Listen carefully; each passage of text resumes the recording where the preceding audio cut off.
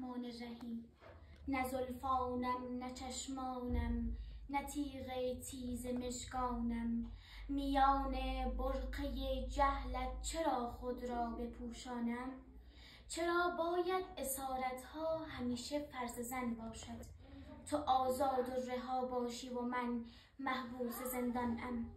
نگاه از تو، گناه از تو، تمام ماجرا از تو، و در قاموسی جهل تو زنم از جنس شیطانم.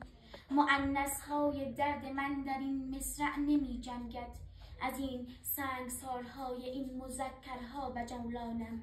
زبانم تیزتر بادا در این عرص جهالتها، که من تکفیر جهل مطلق تو در شبستانم.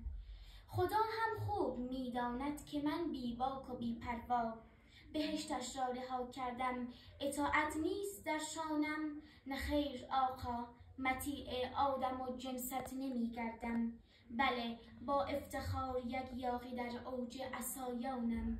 به شور و شعف چشمانم، به موج مست زلفانم، بدون برقع می رقصم، بدون برقع می مانم.